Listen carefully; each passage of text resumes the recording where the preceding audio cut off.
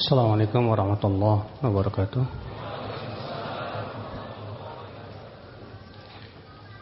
Innal hamdalillah nahmaduhu wa nasta'inuhu wa nastaghfiruh wa na'udzu billahi min shururi anfusina wa min sayyiati a'malina. Man yahdihillahu fala mudilla lahu wa man yudlil fala hadiya lahu. Asyhadu an la ilaha illallah wahdahu la syarika lahu wa asyhadu anna Muhammadan 'abduhu wa rasuluh. Qala Allah Ta'ala fi kitabihil karim, ya ayyuhalladzina amanu taqullaha haqqa tuqatih wa la tamutunna illa wa antum muslimun, amma ba'd. Ikhwatul iman, a'azzakumullah wa iyyakum. Alhamdulillah, pada siang hari ini kita berkumpul untuk duduk di majelis ta'lim. Yang akan kita bahas adalah tentang urgensi, tentang pentingnya masalah akidah. Dan tentunya yang diharapkan dari kajian kita pada siang hari ini adalah untuk kita mengukur tentang akidah kita. Sampai di mana ya akidah kita. Karena setiap kita berusaha untuk bagaimana mengokohkan akidah kita. Keselamatan kita menuju kehidupan akhirat adalah ditentukan oleh akidah. Semakin kuat akidah seorang hamba, insyaallah semakin dia akan bisa istiqomah di atas jalan kebenaran. Dan semakin rapuh akidah seorang hamba, maka akan semakin rapuh dia di dalam berpegang kepada kebenaran. Oleh karena itulah, kalau kita melihat para nabi dan rasul, yang pertama kali mereka dakwahkan adalah masalah akidah. Kita tidak pernah mendengar nabi dan rasul yang memulai dakwahnya dari politik. Kita tidak pernah mendengar nabi dan rasul yang memulai dakwahnya dari ekonomi. Kita tidak pernah mendengar nabi dan rasul memulai dakwahnya dari selain akidah. Semua nabi dan rasul memulai dakwah dari apa? Akidah. Allah mengatakan, "Walaqad ba'atsna fi kulli ummati rasula an i'budullaha wajtanibut taghut."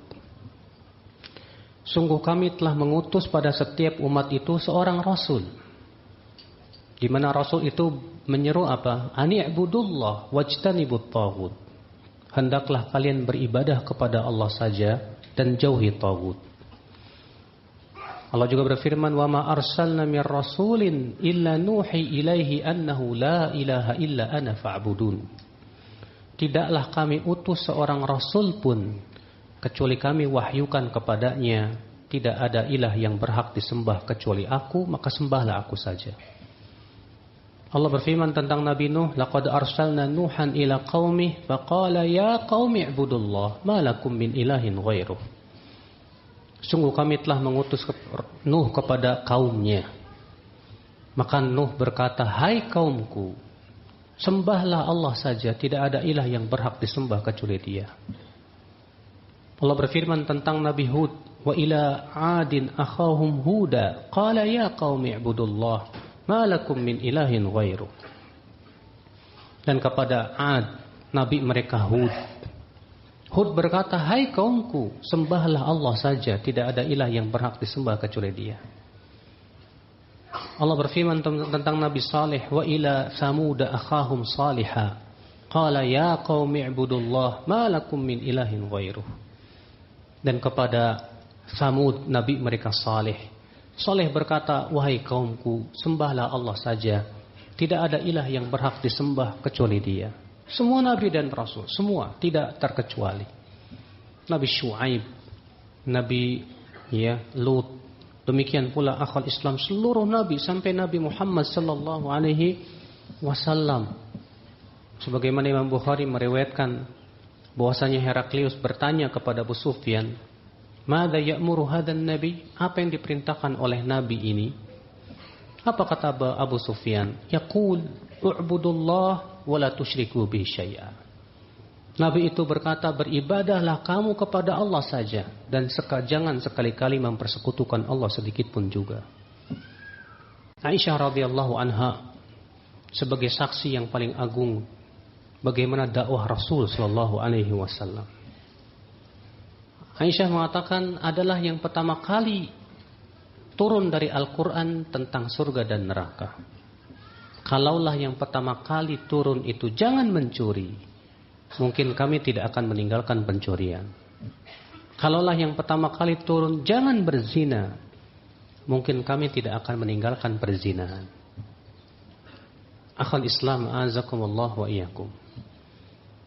Mengapa Allah Subhanahu wa taala memulai dan menyuruh para rasul dan para nabi seluruhnya yang pertama kali mereka dakwahkan akidah, penanam akidah, keyakinan. Karena akhal Islam azakumullah wa iyyakum, dari akidah itulah sumber amal.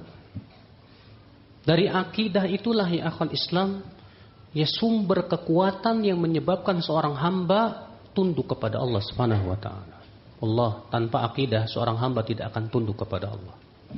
Tanpa akidah seorang hamba tidak akan ittiba kepada Rasulullah sallallahu alaihi wasallam. Lihat saja ketika Allah menyebutkan tentang siapa yang bisa menjadikan Rasulullah sebagai suri tauladan, siapa dia? Allah berfirman, laqad kana lakum fi Rasulillahi uswatun hasanah liman kana yarjullaha wal yawmal akhir wa dzakarallaha katsiran.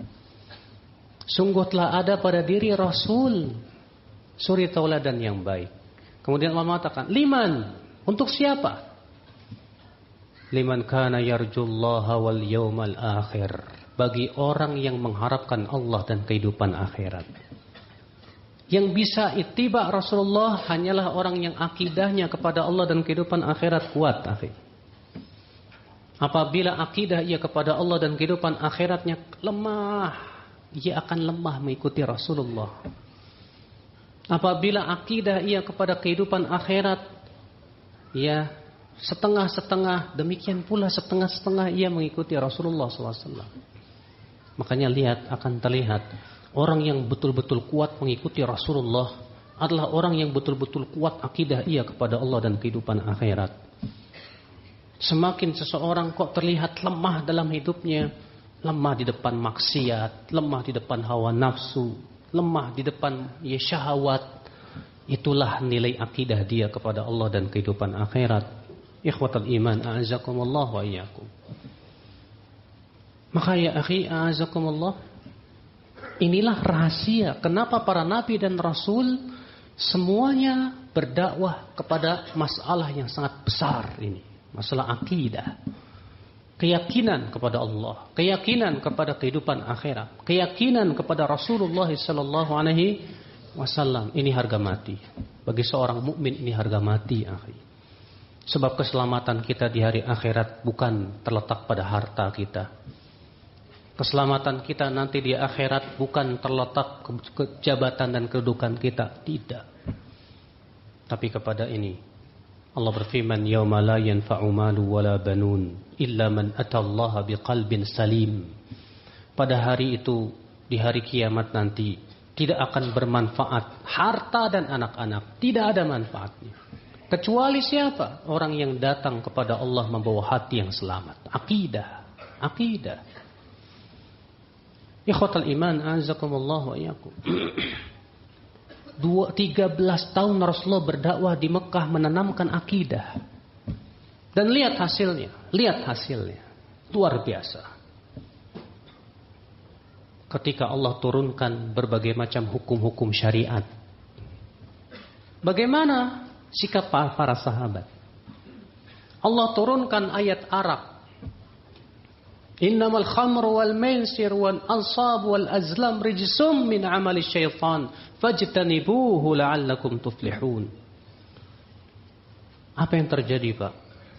Lihat, ya, karena akidah itu sudah mapan di hati-hati mereka. Ketika Allah turunkan ayat pengharaman arak, mereka tidak bertanya, kenapa arak haram?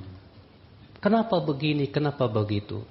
Tidak, segera mereka ambil kendi-kendi yang penuh dengan arak, gentong-gentong yang penuh dengan arak, ditumpahkannya di jalan-jalan tanpa bertanya kenapa dan kenapa.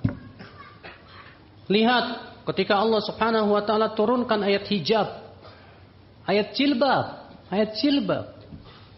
Disebutkan dalam sejarah ketika Allah turunkan ya ayuhan nabi qul li azwajika wa banatika wa nisa'il mu'minin yudnina 'alaihinna min jalabibihin. Apa yang terjadi? Para sahabat langsung menarik gorden-gorden rumah mereka, langsung dijadikan jilbab dan hijab. Tidak bertanya mengapa.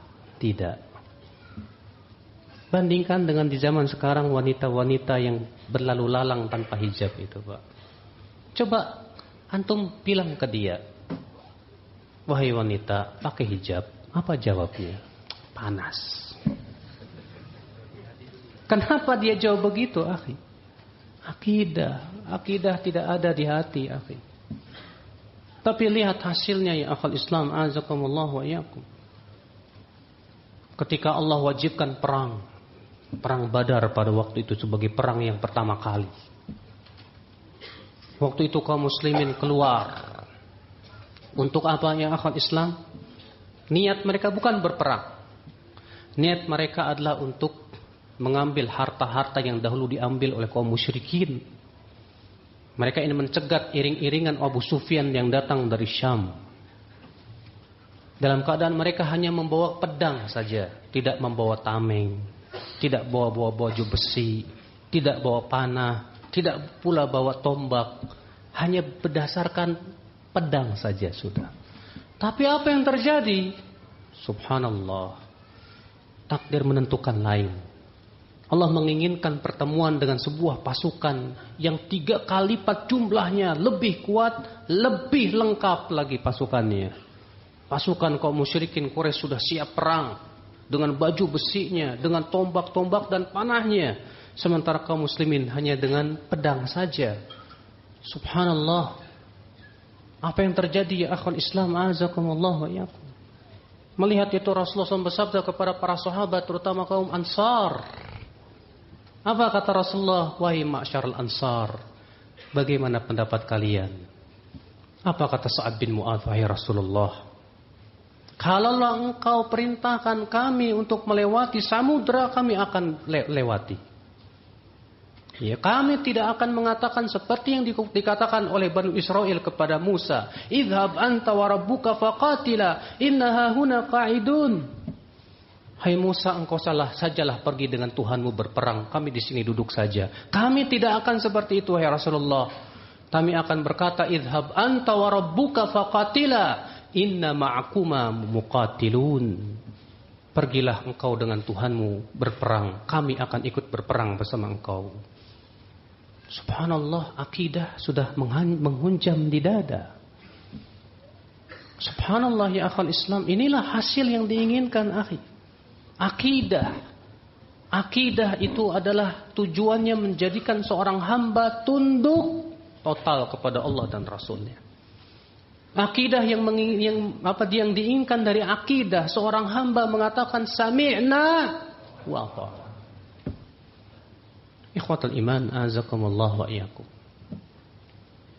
Karena akidah hakikatnya adalah memperkenalkan kita kepada pencipta alam semesta, Allah Rabbul Izzati wal Jalalah, satu-satunya zat yang berhak disembah dengan sifat-sifatnya yang maha sempurna.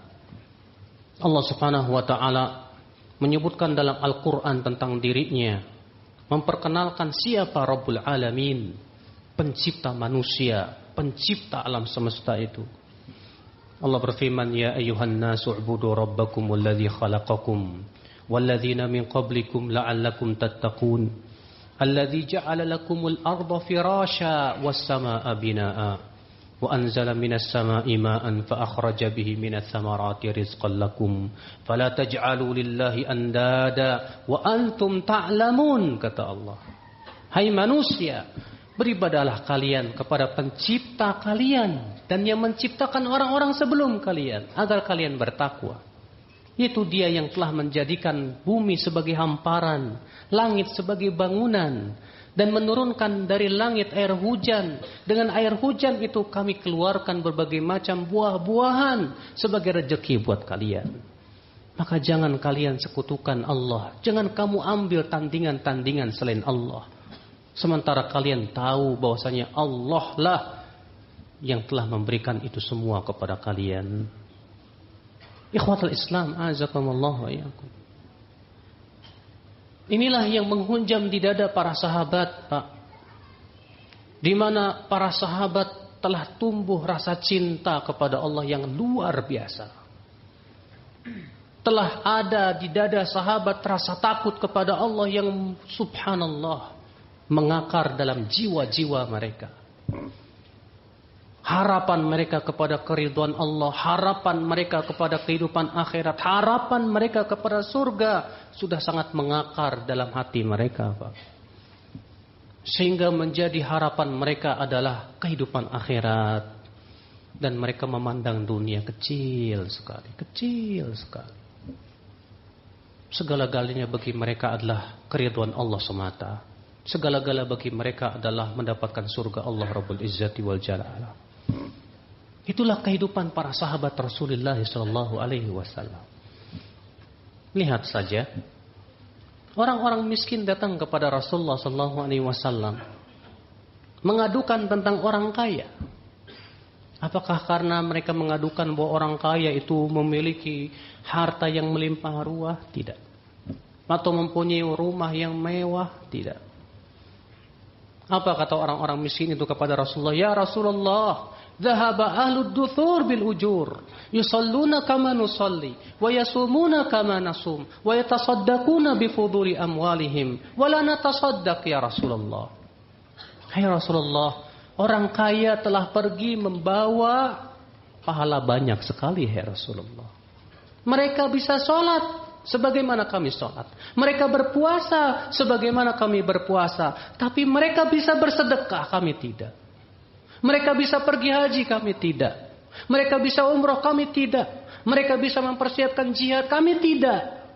Kami tidak punya apa-apa, ya Rasulullah. Ini rupanya yang diadukan oleh fuqara muhajirin. Yang mereka pikirkan, kami tidak bisa menyaingi orang-orang kaya dalam amalan saleh.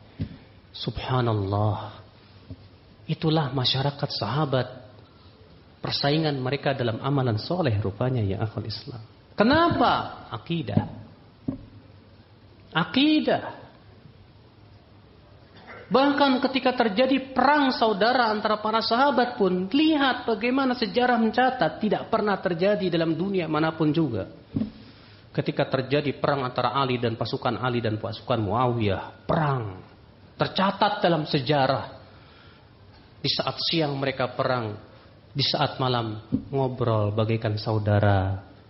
Ya, biasa saja ngobrol, ngopi, ketawa-ketawa. Perang, siang perang lagi. Inilah hasil akidah, ya akhul Islam, azakumullah wa yakum. Makanya ya akhul Islam, azakumullah, yang diinginkan sekali lagi dari akidah, menjadikan kita sebagai seorang hamba yang sempurna, menghambakan diri kepada Allah. Bukan menghambakan diri kepada jabatan, la. Bukan menghambakan diri kepada pakaian, tidak. Bukan menghambakan diri kepada uang, tidak. Bukan menghambakan diri kepada dunia, tidak. Maka Nabi mengatakan, ta'isa abdud dinar, ta'isa abdud dirham, ta'isa wantakasa, wa idza syika falan tukish. Celaka hamba dinar itu, celaka hamba dirham itu. Ta'isa abdul qatifah, celaka hamba baju itu. Subhanallah, akhul Islam, azakumullah wa iyyakum. Akidah ya akhul Islam, azakumullah wa iyyakum, terutama kepada Allah Rabbul Izzati wal Jalala.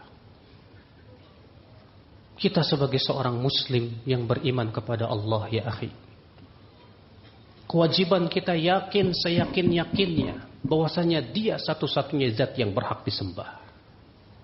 Tidak ada ilah yang berhak disembah kecuali Dia. Sehingga akhirnya doa kita hanya kepada Allah. Demikian pula tawakal kita hanya kepada Allah. Demikian pula ya akhul Islam, cinta dan benci kita karena Allah. Semua macam-macam ibadah hanya untuk Allah Rabbul Izzati wal Jalalah. Dan di atas akidahlah kaum muslimin menang dan jaya. Lihatlah Allah berfirman, wa'adallahu alladhina amanu wa aminus salihat la yastakhlifannahum fil ardi kama mastakhlafal ladzina min qablihim wa la yumakkinanna lahum dinahum alladzi irtada lahum wa la yubaddilannahum min ba'di khaufihim amna ya'budunani la yusyrikuna bi syai'a. Allah berjanji untuk siapa? Untuk orang yang beriman di antara kalian dan beramal saleh. Apa janjinya? Allah akan berikan kepada mereka kekhilafahan di muka bumi ini, sebagaimana Allah memberikan kekhilafahan kepada orang-orang sebelum mereka. Allah akan kokohkan agama mereka di muka bumi ini, dan Allah akan gantikan rasa takut dengan rasa aman. Kapan? Ya'budunani la yusyrikuna bi syai'a. Di saat mereka hanya beribadah kepadaku saja dan tidak mempersekutukan aku sedikit pun juga. Ini syaratnya. Kita ingin diberikan khilafah di muka bumi, ini syaratnya. Akidah kita kepada Allah luruskan. Kita hanya beribadah kepada Allah Rabbul Izzati wal Jalalah. Tawakal kita hanya kepada Allah. Bagaimana kaum muslimin akan diberikan kekokohan di muka bumi Pak sekarang ini, sementara kesyirikan merajalela, kuburan-kuburan dijadikan tandingan selain Allah, jimat-jimat, banyak orang bertawakal kepada jimat-jimat itu Pak. Dukun-dukun jadi penasihat spiritual Pak. Ya tidak? Ya Allah. Kebiasaan mandiin keris di malam Jumat, keyakinan akan adanya hari-hari sial. Belum lagi bagaimana kaum muslimin menyembah Nyi Roro Kidul. Belum lagi yang di Gunung Kidul mereka menyembelih kerbau, kepalanya dibuang untuk katanya jin penunggunya. Fala haula wala quwata illa billah. Akhul Islam, azakumullah wa iyyakum. Kita ingin jaya, kaum muslimin semua ingin jaya. Kita ingin kembali kepada kejayaan, tapi tolong penuhi syaratnya. Tauhidkan Allah, jauhkan kesyirikan. Ini akidah yang paling murni ya akhul Islam, azakumullah wa iyyakum.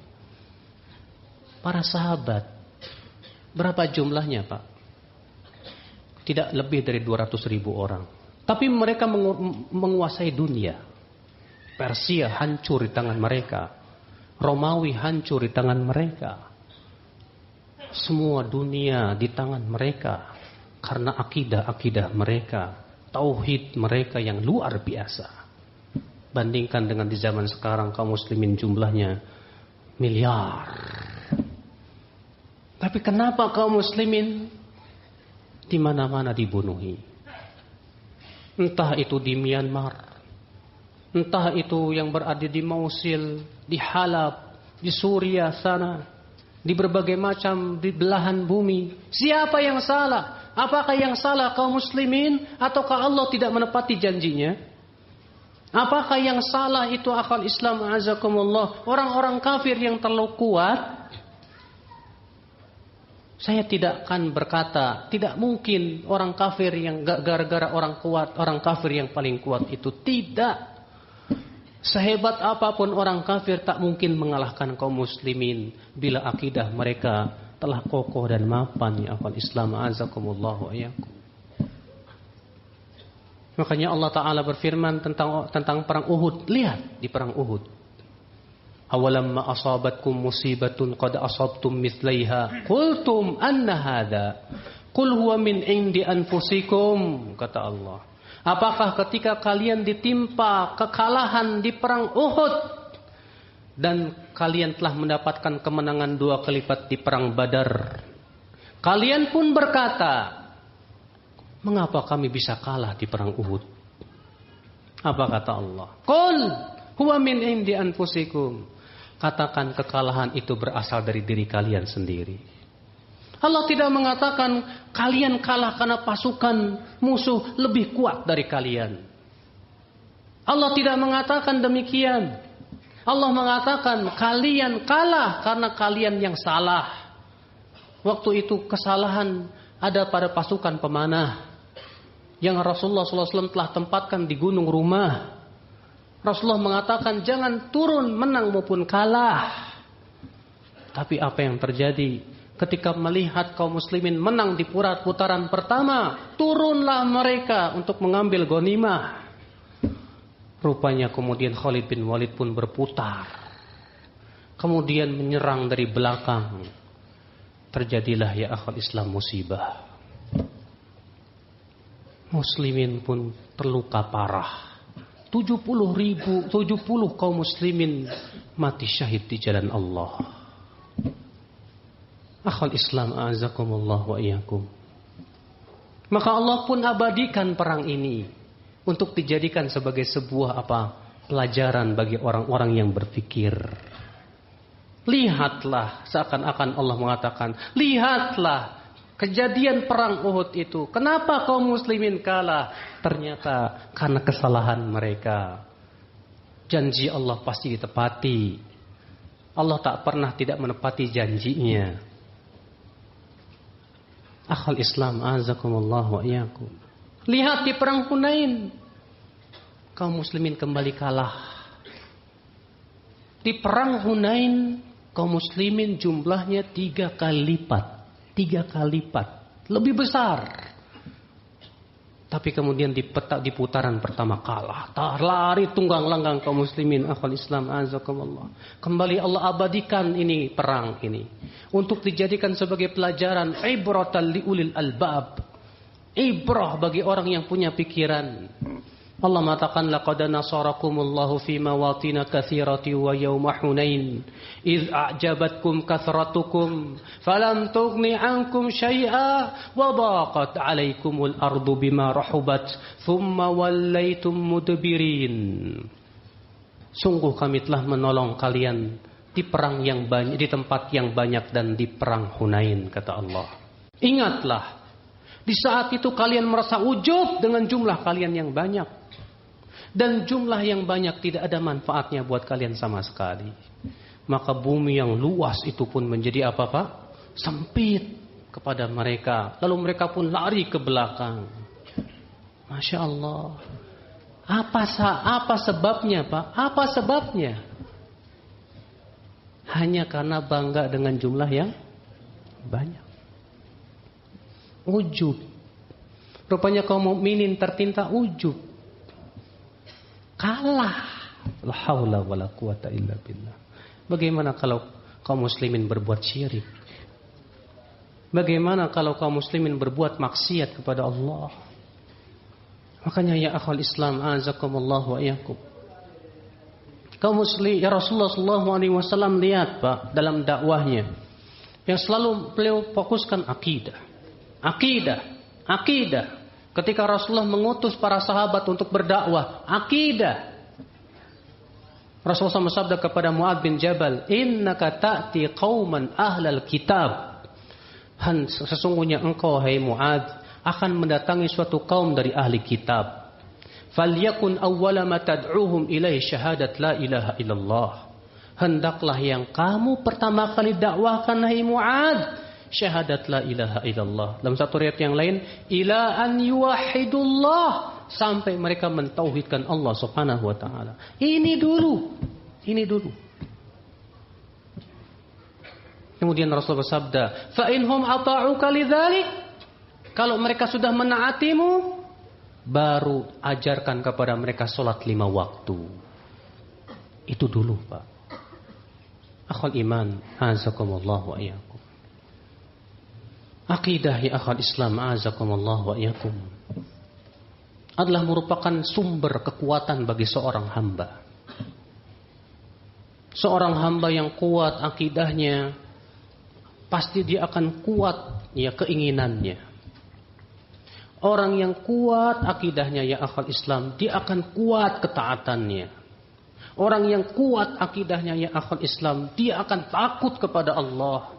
Dia akan kuat meninggalkan maksiat. Akhwal Islam, azakumullah wa iyyakum. Lalu bagaimana kita mengokohkan akidah-akidah kita, akhi? Ini yang tentunya kita penting memikirkan bagaimana kita mengokohkan akidah kita. Sebelumnya coba kita ukur akidah kita sampai di mana. Kalau kita ingin tahu tentang akidah kita, ukurlah kita di saat kita sendirian. Mungkin kalau ketika di depan orang terlihat kita takut kepada Allah. Mungkin ketika kita di depan orang terlihat kita menjadi orang-orang yang bertakwa kepada Allah. Tapi ketika sendirian, wallahu a'lam, kita tidak tahu. Makanya kalau kita sedang sendirian, disitulah parameter akidah kita. Ketika kita sendirian dan kita dihadapkan maksiat dan syahwat, disitulah parameter akidah kita. Masya Allah, ikhwatul Islam, azakumullah wa iyyakum. Makanya Allah Subhanahu wa taala berfirman, "Innal ladzina yakhshawna rabbahum bil ghaib lahum maghfiratu wa ajrun kabir." Sesungguhnya orang-orang yang takut kepada Rabb mereka di saat sendirian, bagi mereka ampunan dan pahala yang besar. Di saat sendirian, pernahkah kita berani untuk menonton aurat-aurat wanita? Di saat sendirian, apakah kita berani kemudian melanggar larangan-larangan Allah Azza wa Jalla? Di saat kita sendirian, akhwal Islam, azakumullah wa iyyakum. Kalau Ali bin Abi Thalib mensifati para sahabat apa Pak? Mereka di saat sendirian lebih takut kepada Allah dibandingkan di saat di depan manusia. Di saat sendirian mereka orang-orang yang sangat khusyuk kepada Allah dan tunduk.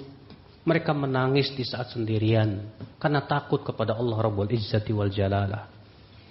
Sudahkah kita demikian? Yang kedua, kalau kita ingin mengetahui akidah kita, Pak, bagaimana ijabah kita kepada panggilan Allah? Lihat akidah kita di situ. Ketika terdengar as-salatu khairum minan naum, kita langsung bangun enggak? Langsungkah kita pergi berwudu lalu pergi ke masjid dengan hati yang penuh kerinduan ingin bertemu dengan Allah? Ataukah kita tidak bangun kecuali kalau dibangunkan oleh bapak kita atau istri kita? Ketika kita dipanggil untuk sholat, as-sholatu khairum minan naum, kita berangkat dengan berat hati kita. Itulah akidah kita. Itulah akidah kita ya akhwal Islam, azakumullah wa iyyakum. Ketika misalnya kita dihadapkan kepada syahwat, kepada maksiat, atau larangan yang ternyata tidak sesuai dengan hawa nafsu kita, Pak. Anda kerja di mana? Di bank. Oke. Ketika mendengar, ternyata kerja di bank haram. Terus Anda berpikir 12 kali lipat, gimana ini? Itulah akidah kamu. Orang yang kuat akidahnya, dia nggak pernah mikir-mikir 12 kali. Tahu itu haram, tinggalkan. Ini orang yang kuat akidahnya, Pak. Yang sudah betul-betul yakin bahwa Allah yang ngasih rezeki sama saya. Saya tidak takut. Ya, saya mau kerja di mana selama itu halal. Allah yang sudah memberikan rezeki kepada saya, bismillah, tinggalkan. Ini orang akidahnya Masya Allah. Ikhwatul Islam, azakumullah wa iyyakum. Akhwat Islam, azakumullah. Nah, coba lihat sudah sejauh mana akidah kita selama ini. Saya tidak menganggap bahwa saya yang paling kuat akidahnya, tidak. Mungkin di antara antum yang Masya Allah luar biasa keimanannya kepada Allah Rabbul Izzati wal Jalal. Karena masalah akidah itu masalah yang ada di hati manusia. Akidah tidak ditentukan oleh kehebatan berbicara, Mas. Akidah tidak ditentukan oleh penampilan, Mas, tidak. Akan tetapi akidah itu apa yang ada di dada-dada manusia dan terrealisasi dalam amal. Iya. Ikhwata Islam, azakumullah wa iyyakum. Bagaimana mengokohkan akidah kita? Yang pertama yang harus kita lakukan dalam pengokohan akidah kita ya akhwan Islam azakumullah wa iyyakum, yaitu kita harus mengenal Allah, mengenal nama-nama dan sifatnya. Tujuannya apa? Harus ada target. Ketika kita mengenal Allah, membaca tentang nama-nama Allah, sifat-sifat Allah, tentang hak-hak Allah, apa yang Allah minta dari kita. Berarti tujuan ketika kita mengenal Allah itu Pak, menumbuhkan cinta, takut dan berharap. Ini yang kita inginkan ya akhwat Islam. Saya Ustadz sudah ngaji 12 tahun. Baik. Bagaimana akidahmu terhadap ketaatanmu? Semakin semangat atau semakin loyo? Gak tahu kenapa ya Ustadz ya. Saya dulu itu waktu pertama-tama ngaji semangatnya minta ampun. Sekarang kok saya tambah loyo. Lah, apa yang salah ini? Kok sudah semakin lama ngaji semakin loyo? Kenapa ya? Ada apa ini? Pasti ada yang salah itu Pak. Akhwat Islam azakumullah wa iyyakum. Masya Allah akhi, kenalilah Allah subhanahu wa ta'ala. Allah memperkenalkan dalam Al-Quran dalam ayat yang banyak sekali. Bagaimana Allah memperkenalkan tentang rububiyahnya. Bagaimana Allah mengingatkan tentang kenikmatan-kenikmatannya. Ingat itu. Allah mengenalkan kepada kita tentang uluhiyahnya. Bahwasanya dianya satu-satu yang berhak disembah. Allah pun memperkenalkan kita tentang asma dan sifatnya. Allah maha pengampun, Allah maha penyayang, Allah subhanahu wa ta'ala maha kerasihsanya, Allah subhanahu wa ta'ala yang maha kuat sekali, maha besar dia. Sudahkah kebesaran Allah terasa di dada-dada kita? Ataukah selama ini kebesaran Allah hanya kita ucapkan dengan lisan-lisan kita? Kadang ada orang ya, lihat saja dalam sholat, Allahu Akbar, tapi kok khusyuk. Ingat kantor, ingat ke Jakarta, ingat ke sono, ingat ke ya istri, ke anak, ya dan yang lainnya. Kenapa ya Ustaz saya nggak bisa khusyuk dalam sholat saya? Ya itulah akidahmu. Kata Ibnu Qayyim apa? Ucapan takbir Allahu Akbar mengharuskan hati kita pun membesarkan di Allah subhanahu wa ta'ala.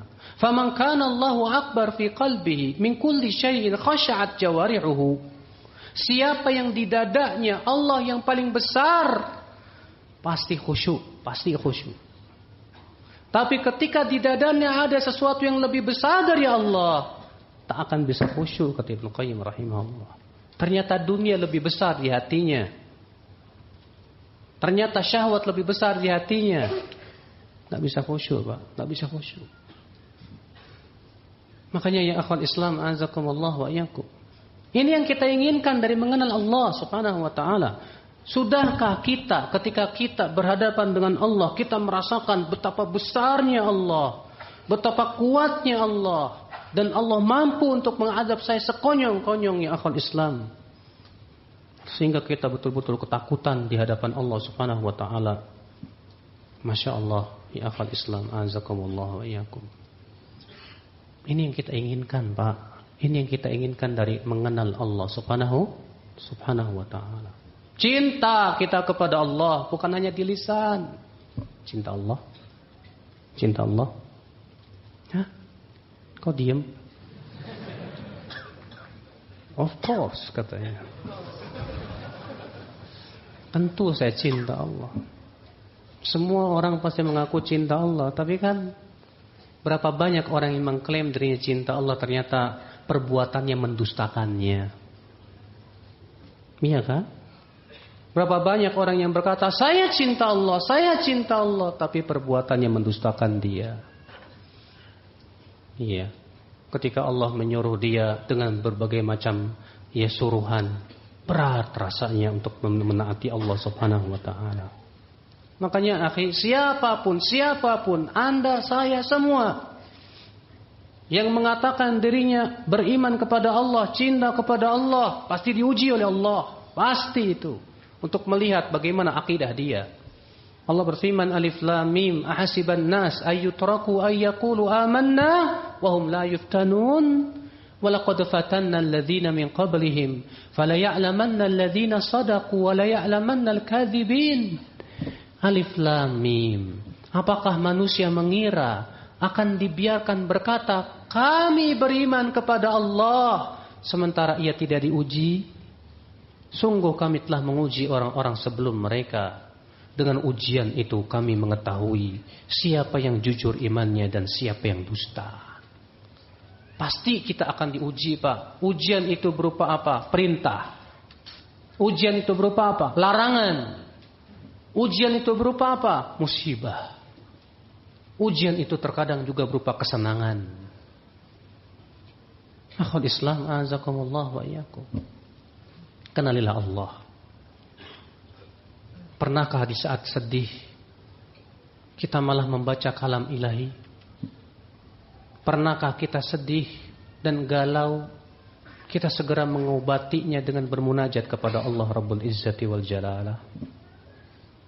Pernahkah ketika kita ditimpa kesusahan, kita hanya berkeluh kesah kepada Allah Subhanahu wa ta'ala saja? Pernahkah ketika kita diberikan oleh Allah Subhanahu wa ta'ala sakit, kita tersenyum berharap keridhaan Allah dan ampunannya? Ataukah kita selama ini ketika ditimpa ujian, cobaan, kita malah marah-marah sama Allah dan tidak sabar, lalu berkata, saya sudah menaati Allah ya Ustaz, saya sudah meninggalkan maksiat, saya sudah bersungguh-sungguh, tapi kenapa kesulitan selalu menimpa hidup saya? Ada orang seperti itu, Pak. Seakan-akan dia minta timbal balik dari Allah Subhanahu wa ta'ala. Seakan-akan dia tidak ikhlas. Ternyata selama ini dia menaati Allah, menjauhi maksiatnya hanya sebatas supaya dia tidak diuji oleh Allah. Gak mungkin, gak mungkin. Mana mungkin kita lepas dari ujian? Kita beribadah kepada Allah bukan supaya tidak diuji oleh Allah, Mas. Tapi kita beribadah kepada Allah supaya kita kuat menghadapi ujian. Supaya kita bisa lulus dalam ujian. Sabar kita dalam ujian. Bersyukur di saat senang. Sabar di saat musibah. Ikhwata Islam azakumullah wa iyyakum. Ini yang pertama. Agar kuat akidah-akidah kita. Yaitu kita selalu mempelajari tentang Allah Subhanahu wa ta'ala. Lalu bagaimana mempelajari tentang Allah? Kata Syekh Utsaimin, mempelajari tentang Allah dengan dua cara. Yang pertama, melihat ayat-ayat imat seluah yang dibaca, Al-Quran dan hadis Nabi SAW. Bagaimana Allah mengenalkan dirinya dalam Al-Quran, bagaimana Rasulullah memperkenalkan kepada kita tentang Allah Rabbul Izzati wal Jalalah. Yang kedua, melalui ayat-ayat Allah yang bersifat kauniyah. Lihat tentang alam semesta. Allah memerintahkan kita untuk melihat tentang penciptaan langit dan bumi. Allah berfirman, Inna fi khalqis samawati wal ardi wa ikhtilafil laili wan nahar la ayatin liulil albab alladzina yadhkuruna Allaha qiyama wa qu'uda wa ala junubihim wa yatafakkaruna fi khalqis samawati wal ard rabbana ma khalaqta hadza batila subhanaka faqina adzaban nar. Sesungguhnya dalam penciptaan langit dan bumi, pergantian siang dan malam, terdapat tanda-tanda kebesaran Allah bagi orang yang punya akal, punya pikiran. Siapa mereka? Yaitu orang yang senantiasa ingat kepada Allah di saat berdiri, di saat duduk, di saat berbaring. Dan mereka pun memikirkan tentang penciptaan langit dan bumi. Seraya mereka berkata, wahai Rabb kami, tidaklah engkau ciptakan semua ini sia-sia. Maha suci engkau ya Allah. Pelihara kami dari adab api neraka. Masya Allah ya akhi. Kenalilah Allah. Lihat. Kalau antum misalnya wisata ke tempat yang indah. Jangan cuma ngeliatin. Indah ya. Indah ya.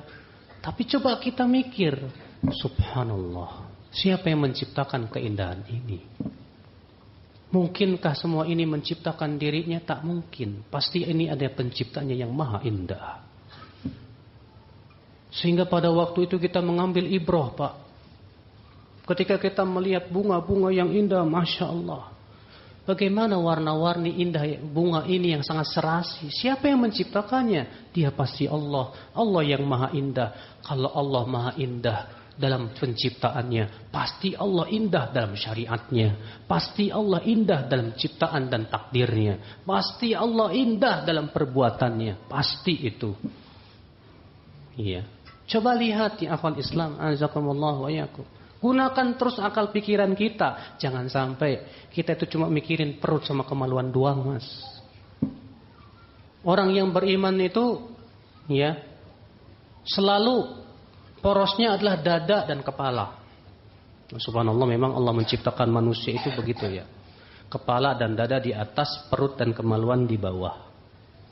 Siapa yang pikirannya kepada dada dan kepala, mulia insyaAllah. Dan siapa pikirnya cuma perut kemaluan, rendah di biiznillah. Ya. Perut kemaluan, lihat identik dengan hawa nafsu, syahwat. Tapi dada, kepala identik dengan ilmu, iman, ketakwaan. Makanya ya akhwal Islam, azakumullah wa iyyakum. Coba lihat lalat, coba lihat nyamuk, bagaimana Allah menciptakan nyamuk. Cari referensi bagaimana hebatnya Allah menciptakan nyamuk.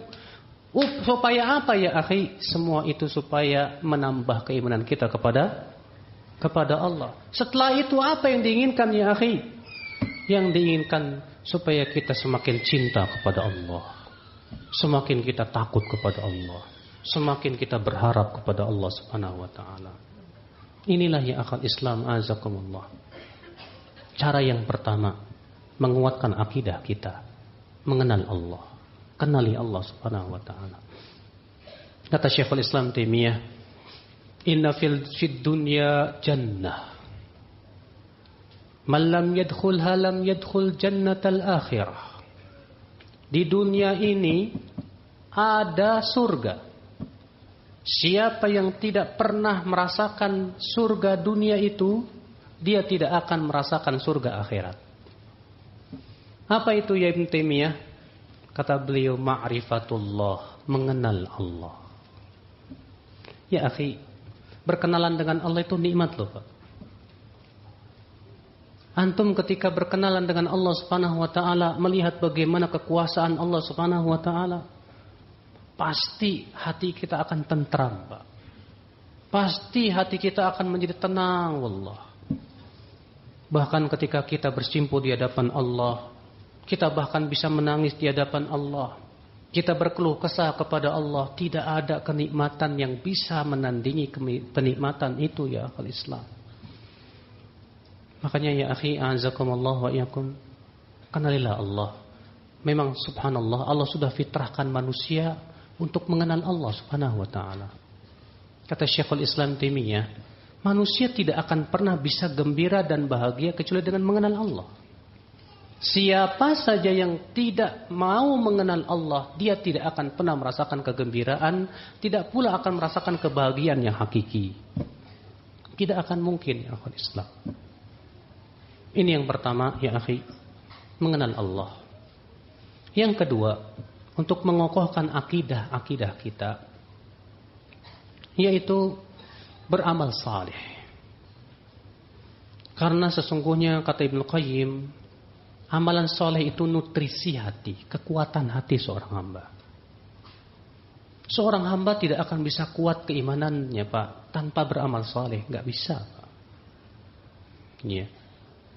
Lihat Nabi Shallallahu Alaihi Wasallam di saat berdakwah di kota Mekah menghadapi ujian yang sangat berat sekali, rintangan berat, memanggul risalah, menghadapi kafir Quraisy yang ngeyel minta ampun, permusuhan mereka yang luar biasa.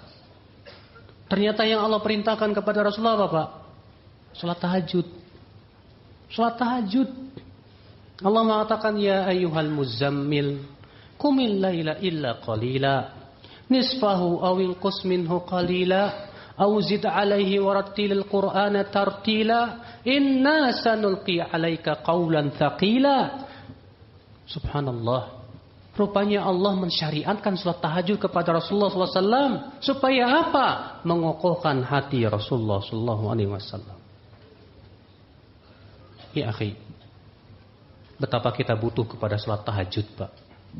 Terutama para duat, para da'i ilallah. Sangat butuh. Terutama kita yang di akhir zaman fitnah seperti ini. Ketika Nabi SAW suatu malam bangun, lalu Rasul bersabda, la ilaha illallah. Madza unzilatil lailah minal fitan. Fitnah apa yang Allah turunkan di malam ini? Apa kata Rasulullah? Man yuqidh li swahibal hujar. Siapakah yang mau membangunkan pemilik kamar itu? Kata Al-Hafidz Ibnu Hajar, ketika Rasulullah SAW terkejut tentang fitnah yang Allah turunkan di malam itu, ternyata Rasulullah meminta supaya dibangunkan salat malam. Isyarat agar di zaman fitnah kita harus banyak bermunajat kepada Allah Subhanahu wa taala. Banyak kita beramal saleh, banyak kita mendekatkan diri kepada Allah, bertaqarrub kepada Allah, ya akhal Islam, azakumullah wa iyyakum. Itu kekuatan hati kita, akhi. Wallah, seseorang tidak akan diberikan oleh Allah kekuatan tanpa amalan saleh. Sebatas menuntut ilmu tapi tidak menghasilkan amal, ilmu tidak bermanfaat. Lihat saja Allah mengatakan kepada penduduk surga, "Udkhulul jannah bima kuntum ta'malun." Masuklah kalian ke surga disebabkan amalan kalian. Allah tidak mengatakan masuk kalian ke surga disebabkan ilmu kalian. Tapi Allah mengatakan masuk kalian ke surga disebabkan amal kalian. Karena amal tanpa ilmu tidak akan diterima oleh Allah. Ilmu tanpa amal pun tidak akan diterima oleh Allah Subhanahu wa taala. Ikhwatal iman, na'azakumullah wa iyyakum. Namun Pak, dalam beramal saleh pasti mendapatkan rintangan, Pak. Karena syaitan itu tidak akan pernah ridho kita beramal saleh. Disebutkan dalam hadis Nabi SAW bersabda, "Idza arada al-'abdu an yuslim, qa'ada syaitanu fi tariqil Islam." Apabila seorang hamba ingin masuk Islam, setan duduk di jalan Islam. Lalu kemudian menakut-nakutinya dan berkata, kalau kamu masuk Islam nanti kamu akan dimusuhi oleh kerabatmu. Fa idza aslam, tapi kalau dia tetap masuk Islam juga, kok ada syaitan fi tariqil hijrah. Maka setan akan duduk di jalan hijrah. Ditakut-takutinya supaya tidak hijrah. Tapi ketika ia hendak tetap hijrah, apa yang terjadi? Kok ada syaitan fi tariqil jihad. Setan akan duduk di jalan jihad. Kamu kalau pergi jihad nanti istrimu jadi janda, dia akan dikawini laki-laki lain dan yang lain-lainnya. Tapi ternyata orang ini tetap berjihad. Maka kata Rasulullah, aku jamin ia dengan surga dengan rumah di surga yang paling tinggi di tengah dan di pinggirannya. Masya Allah. Ikhwatul Islam, azakumullah wa iyyakum. Memang butuh perjuangan. Untuk beramal soleh butuh perjuangan, Pak. Harus dibiasakan. Sebab seseorang ketika dia tidak membiasakan kebaikan, dia akan kebiasaan apa coba? Keburukan. Lisan kita kalau tidak dibiasakan zikir, pasti biasa nyanyi. Iya. Kalau lisan antum nggak biasa zikir, ngapain coba? Hah? Kalau nggak nyanyi, apalagi ngerumpi, apalagi ngegosip, apalagi pasti itu. Makanya biasakan lisan kita berzikir. Sampai-sampai Rasulullah SAW saking menekatkan kepada umatnya untuk berzikir, ya akhi, Rasulullah mengancam. Kata Rasulullah SAW apa? La yajlisu qaumun fi majlisin la yadhkuruna Allah Ta'ala fi wa la yusalluna 'alan nabi illa kanat 'alaihim tirah yaumal qiyamah in syaa adzabah wa in syaa ghafaralah. Tidaklah suatu kaum duduk-duduk di suatu majelis, ya, duduk-duduk, kemudian mereka tidak mengingat Allah, mereka juga tidak bersalawat untuk Rasulullah, kecuali itu akan menjadi kekurangan pada hari kiamat untuknya. Jika Allah kehendaki, Allah akan ampuni, dan jika Allah kehendaki, Allah akan adab dia. Sampai-sampai Rasulullah menekankan, di mana saja kita di majelis ngobrol, majelis ngopi kayak apa kayak, jangan lepas dari zikir, kata Rasulullah. Jangan lepas, sebab kalau lisan kita tidak biasa zikir, pasti akan biasa dengan yang lain, ya akhi. Ya Allah, ya akhal Islam, azakumullah wa yakum. Jiwa kita ini, Pak, harus dirayu, Pak, harus dirayu. Ya.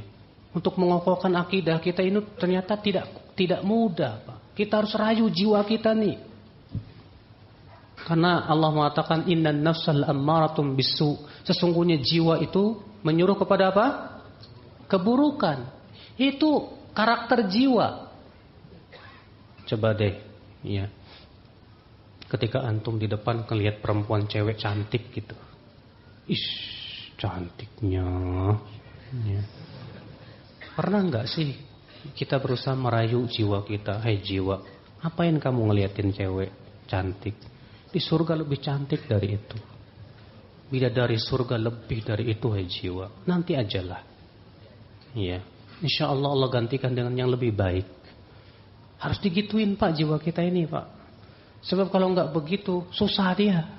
Susah.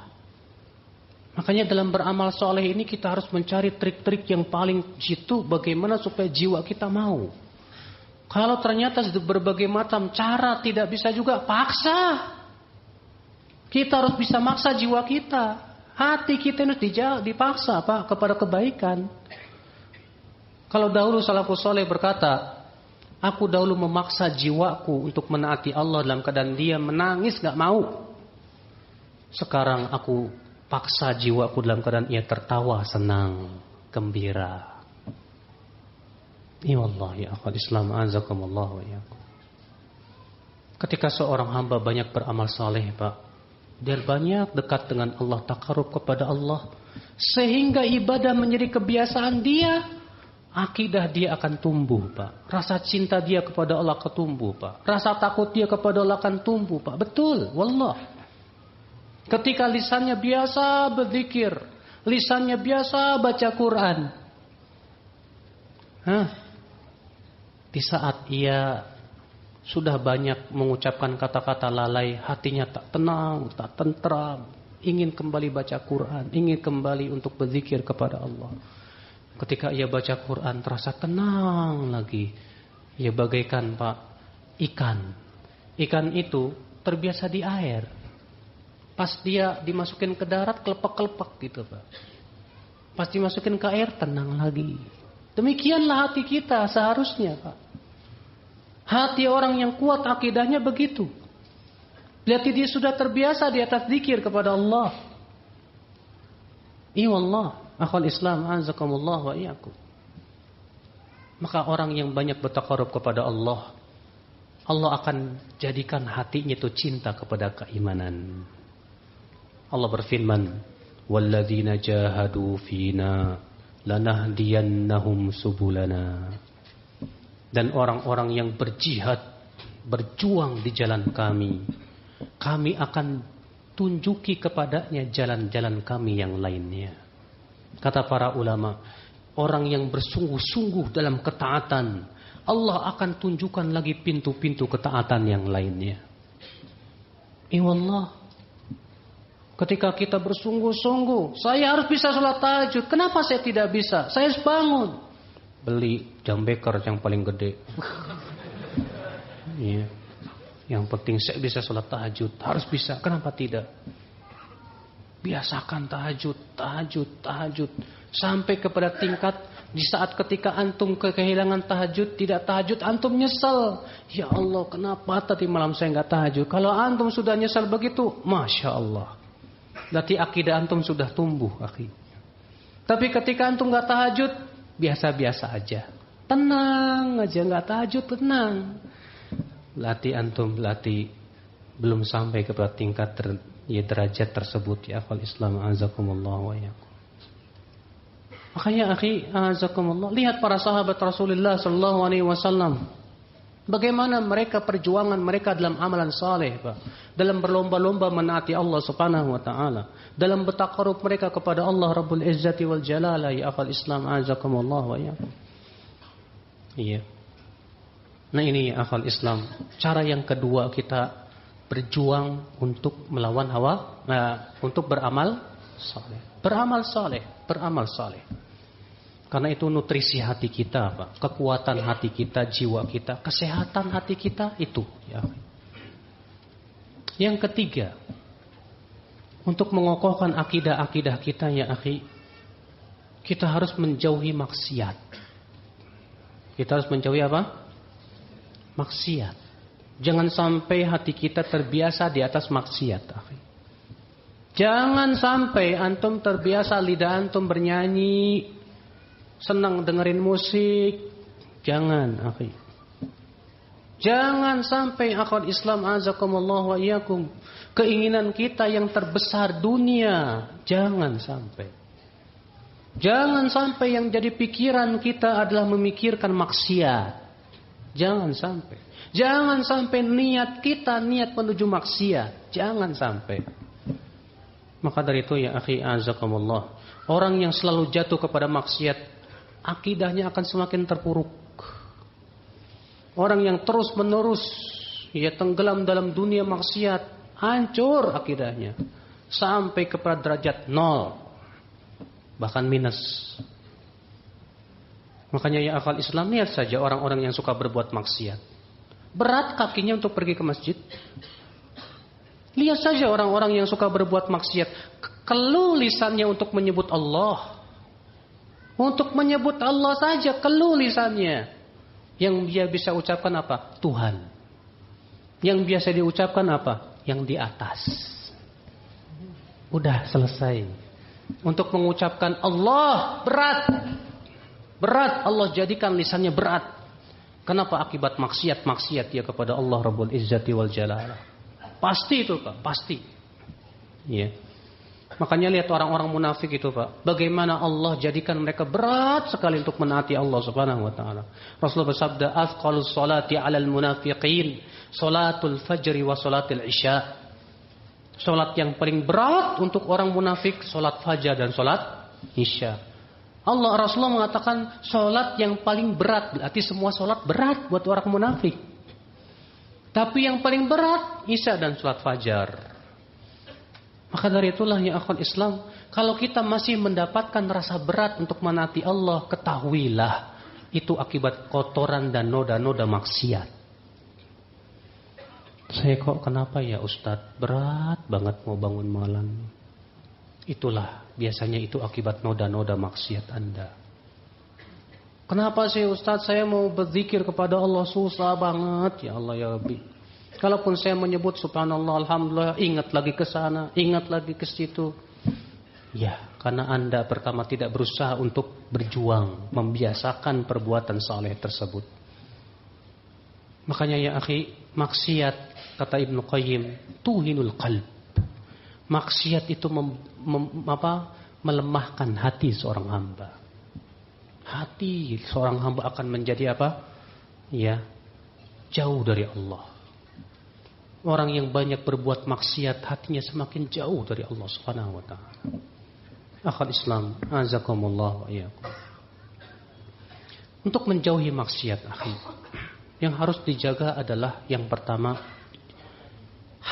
pikiran kita. Siapa yang ingin terpelihara dari maksiat, berarti harus dijaga jangan sampai pikirannya mikirin maksiat.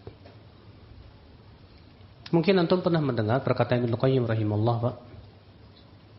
Bahwasanya Ibnu Qayyim berkata, asal segala kebaikan dan asal segala keburukan itu pikiran. Ya, sebab kalau orang sibuk mikirin sesuatu nih, akan berubah jadi apa? Niat. Kalau sudah niat jadi kuat, akan berubah jadi apa? Perbuatan. Dari mana kok bisa timbul niat? Dari pikiran. Ketika seorang istri melihat kesalahan seorang suami, lalu dipikirin aja itu kesalahan, apa yang terjadi coba? Rasa cinta sama suaminya berkurang. Apa yang terjadi Pak? Ada niat-niat yang tidak benar. suami saya ini gak pernah lagi berbuat baik kepada saya. Besok-besok saya gak mau lagi taat sama dia. Tuh kan? Dan niatnya udah gak bener tuh. Ketika niatnya sudah kuat, jadi perbuatan, jadi maksiat. Makanya siapa yang ingin bisa dirinya menjauhi maksiat, yang pertama kali pintunya juga harus tutup, Pak. Pikiran nih. Pikiran kita. Kalau antum lagi mulai mikirin ngeres-ngeres, astagfirullahaladzim. Ngapain mikirin ngeres? Iya. Sibukkan dengan pikiran yang lain. Yang sifatnya manfaat. Iya. Kemudian akhwal Islam azakumullah wa iyyakum, supaya kita meninggalkan maksiat dan mampu meninggalkan maksiat, kita butuh pendorong dari luar, teman yang soleh. Kita butuh teman yang soleh, ya. Iya. Maka antum pengen meninggalkan maksiat, tapi qadarullah ternyata antum senangnya gaulnya sama orang-orang yang berbuat maksiat. Bagaimana antum akan bisa meninggalkan maksiat? Lalu antum mengklaim, "Dak kok saya bergaul sama mereka untuk supaya mereka meninggalkan maksiat." Bisa? Ya, kalau sebatas bergaul sebegitu saja untuk mendatangi mereka, mengingatkan, selesai. Tapi kalau kemudian antum bergaul dengan mereka, duduk di majelis mereka, ya, dan membiarkan mereka berbuat maksiat di mata kita, yakin antum gak maksiat? Diamnya kita saja di depan maksiat itu sudah maksiat. Ikhwatul Islam azakumullah wa iyyakum. Maka dari itulah ya akhwal Islam azakumullah, masalah teman penting banget, akhi. Orang yang ingin keselamatan akidahnya, dia pasti pilah-pilah teman. Tidak mau sembarangan. Iya. Tidak mau dia masuk neraka gara-gara teman. Tidak mau dia nasibnya seperti Allah ceritakan dalam Al-Quran. Ada seorang penduduk api neraka yang berkata, "Ya wailata laitani lam attakhidh fulanan khalila, laqad adallani 'ani dzikri ba'da idz ja'ani." Aduh, andaikan aku tidak mengambil si fulan sebagai teman dekat saya. Sungguh ia telah menyesatkan aku dari peringatan setelah peringatan datang kepadaku. Dia enggak mau seperti itu. Baik, carilah teman yang soleh. Ikhwatul Islam, teman yang soleh itu cirinya, Pak. Ciri teman yang paling baik buat kamu itu apa, kata para ulama? Kalau kamu duduk dengan dia, mengingatkan kamu kepada akhirat. Ciri teman yang soleh yang kedua, Pak, adalah yang mengingatkan kita di saat kita lalai, memberikan support di saat kita di atas kebenaran. Iya, itu tanda orang soleh. Ini teman saya, teman yang soleh, masya Allah. Kenapa ya? Saya kalau duduk sama kamu saya ingat akhirat, masya Allah. Iya. Saya bukan maksudnya ingat mati, maksudnya kayak mau mati ya, enggak lah. Iya. Artinya ketika kita duduk dengan orang soleh itu, masya Allah gitu ya. Kita kayak dibawa ke alam akhirat gitu, Pak. Ya, ke alam baka. Ya. Akhwal Islam azakumullah wa iyyakum. Nah ini, akhi, cuman masalahnya kita ini, afwan ya. Entah saya, entah semuanya kita, terkadang ada aja penyakit-penyakit yang menyebabkan kita ini sulit mencari teman yang soleh, yang mau mengingatkan. Kenapa? Kita seringkali kalau diingatkan suka angkuh, Pak. Ketika kita diingatkan sama teman, akhi, afwan, ana cuma ngingetin, ampun gini. Kita terkadang panas. Iya. Padahal dia ingin mengingatkan kelalaian kita. Makanya kata Ibnu Qudamah, dahulu salafus saleh, teman yang mereka paling cintai adalah yaitu yang selalu mengingatkan kelalaian mereka. Sementara sekarang kata Ibnu Qudamah, teman yang paling kita tidak sukai adalah yang suka mengingatkan kelalaian kita. Itu karena kelemahan iman kita, ya akhwal Islam azakumullah wa iyyakum. Ikhwatul Islam azakumullah wa iyyakum. Ini yang ketiga, yaitu meninggalkan maksiat. Dengan cara yang pertama menjaga pikiran kita. Kemudian yang kedua, kita berusaha untuk berteman dengan teman-teman yang saleh. InsyaAllah kalau kita lakukan itu, kita akan selalu jauh dari maksiat kepada Allah Subhanahu wa taala. Akhwal Islam, azakumullah wa iyyakum. Kemudian yang terakhir, agar kita bisa kokoh dan kuat keimanan kita, akhwal Islam, azakumullah wa iyyakum, yaitu kita berusaha, ya akhwal Islam, azakumullah wa iyyakum, berjihad melawan hawa nafsu, al-mujahadah, jihadun nafs, berjihad melawan hawa nafsu. Ini adalah perkara yang sangat kita butuhkan dalam kehidupan kita. Iya. Karena sesungguhnya Rasulullah SAW mengatakan al-mujahidu man jahada nafsahu li ta'atillah. Hakikat mujahid itu adalah yang menjihadi dirinya untuk menaati siapa? Menaati Allah Subhanahu wa taala. Ketika seseorang berhasil menjihadi hawa nafsunya, dia akan berhasil melewati menjihadi setan. Ketika dia sudah berhasil menjihadi diri dan setan, dia akan berhasil menjihadi orang-orang ya yang tidak suka kepada Allah dan Rasulnya. Pasti itu, Pak. Makanya kata Ibnu Qayyim, jihad yang paling dasar jihad melawan hawa nafsu. Itu dulu. Bagaimana kata Ibnu Qayyim seseorang akan menjihadi musuh yang di luar kalau ia tidak bisa menjihadi dirinya sendiri? Bagaimana dia hendak memperjuangkan Islam sementara dirinya masih menjadi musuh-musuh Allah Subhanahu wa taala? Bagaimana dia akan hendak mengatakan, ayo tegakkan syariat Islam sementara dia yang pertama kali melanggar syariat Allah Rabbul Izzati wal Jalalah? Gak mungkin, ya akhwal Islam. Maka inilah, ya akhwal Islam, hal-hal yang harus kita lakukan. Harus, ya. Sebelum kematian itu menghampiri diri kita. Kita ingin kita wafat di atas kebaikan. Akidah, kuatkan akidah kita kepada Allah, kepada kehidupan akhirat, sehingga kita menjadi hamba-hamba yang betul-betul taslim kepada Allah Rabbul Izzati wal Jalalah, yang selalu mengatakan sami'na wa ata'na, yang selalu siap diatur oleh Allah Subhanahu wa taala, yang selalu senantiasa dia menyerahkan hidupnya kepada Allah, sehingga pada waktu itu sedihnya menjadi kebahagiaan buat hidupnya, tertawanya menjadi pahala di sisi Allah Rabbul Izzati wal Jalalah, senangnya memberikan kenikmatan bagi dia di dunia dan akhiratnya. Itulah kata Rasulullah kehidupan seorang mukmin. Kata Rasulullah, ajaban li amril mu'min, inna amrahu kullahu khair, in asabatu sarra syakar fakana khairan lah, wa in asabatu dharra sabar fakana khairan lah. Mengagumkan sekali kehidupan seorang mukmin itu, kata Rasulullah, karena urusannya semua baik. Bila ia ditimpa kesenangan, maka itu dia bersyukur, itu jadi kebaikan buat dia. Bila ia ditimpa kesusahan, dia bersabar, maka itu kebaikan buat dia. Itu tidak terjadi kecuali kepada seorang mukmin saja, karena ia beriman kepada Allah dan kehidupan akhiratnya, ya akhwal Islam, azakumullah. Sehingga apa? Perbuatan dia yang ia pikirkan keridhaan Allah. Ketika ia berpakaian, dia berpikir, pakaian saya ini diridhoi Allah apa enggak ya? Ketika ia mencari nafkah, dia berpikir, cara cari nafkah saya ini diridhoi Allah tidak ya? Ketika ia berbicara, ia berpikir, ucapan saya ini diridhoi oleh Allah atau tidak ya? Ketika ia melihat, dia berpikir, yang saya lihat tadi itu diridhoi oleh Allah apa tidak ya?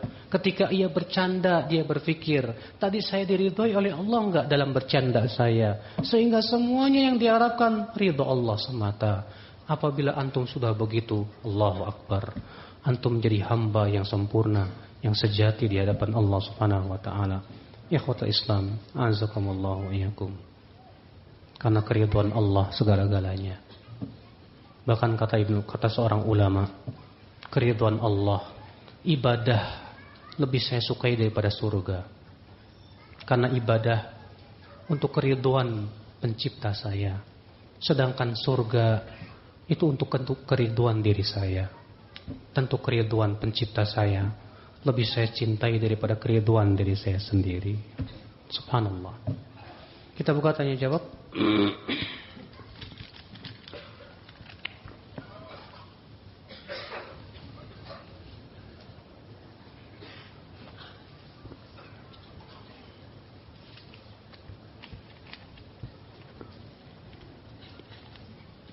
Tolong beri penjelasan terkait pengobatan ruqyah. Apakah diperbolehkan? Boleh dengan syarat. Syarat yang pertama, ruqyah tidak mengandung kesyirikan. Syarat yang kedua, dengan bahasa yang dipahami, bukan bahasa-bahasa yang aneh.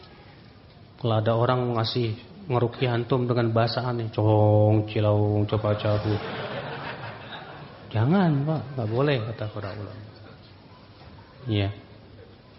Yang ketiga, tata cara ruqyahnya itu mengikuti Rasul sallallahu alaihi wasallam. Bukan dengan cara-cara yang dibuat-buat atau bid'ah. Iya. Cara-cara bid'ah contohnya apa, Pak? Dia antum disuruh menentukan apa, ditentukan sama dia ayat-ayatnya dengan jumlah tertentu dan cara-cara tertentu. Ini baca ya, surat ini 7 kali, surat ini 8 kali, yang ini baca 1000 kali. Kita katakan ajib. Ini dari mana batasan tersebut? Tidak ada syariatnya dari Rasulullah SAW. Ya. Maka dari itu ya akhwal Islam, kita lihat. Kalau ada orang yang ingin meruqyah, kita lihat ruqyahnya sesuai enggak dengan contoh Rasul SAW. Banyak sekarang itu para peruqyah yang ternyata cara meruqyahnya tidak sesuai dengan contoh Rasul, Pak.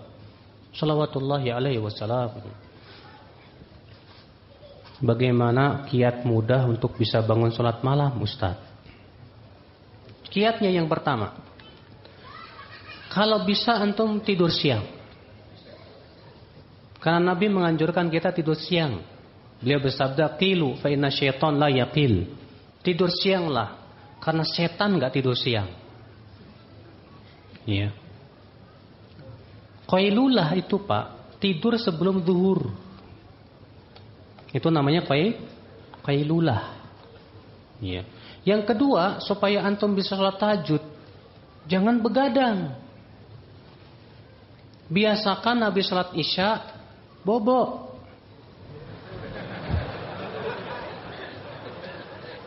Iya.